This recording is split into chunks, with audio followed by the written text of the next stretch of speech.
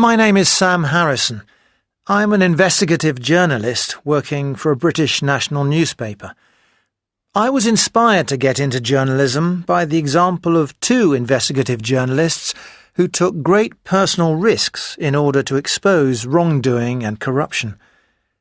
The first is Irish reporter Donald McIntyre. During his career, McIntyre has repeatedly gone incognito in various different situations. He assumed disguises in order to infiltrate organisations, ranging from adventure sports companies to care homes for vulnerable people, where he exposed conditions that led to one institution closing and two individuals being cautioned for assault.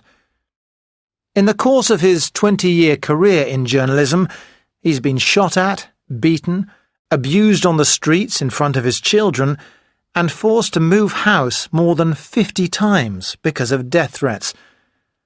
One of McIntyre's best-known and bravest undercover exploits took place in 1999, when he posed as a prospective member of the Chelsea Headhunters, a notorious gang of football hooligans.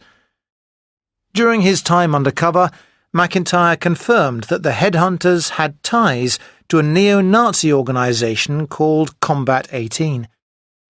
Several gang members were arrested and convicted as a result of the investigation, and one member, Jason Mariner, was handed a 6-year jail sentence for organising a clash with rival fans. McIntyre was placed under police protection during the trial, but this did not prevent him and his wife being attacked in a bar 6 years later in a revenge attack.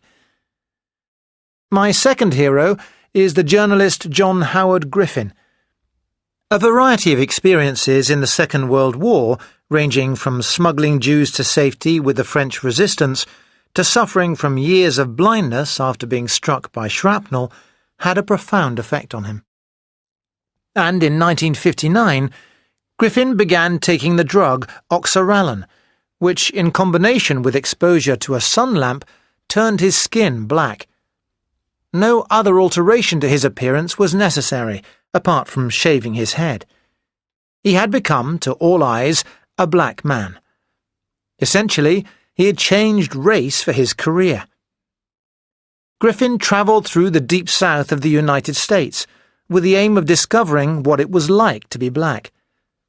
A Texan by birth, he had been taught that black people were different and inferior. For a month, Griffin got a close-up look at how black people were treated.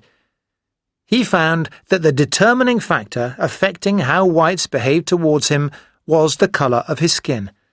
He called it a dirty bath of hatred.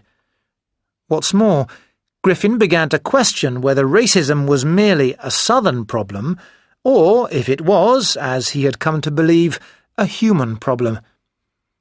His book, Black Like Me, documented his journey and saw him receive death threats from some of his fellow white men. They even hanged an effigy of him.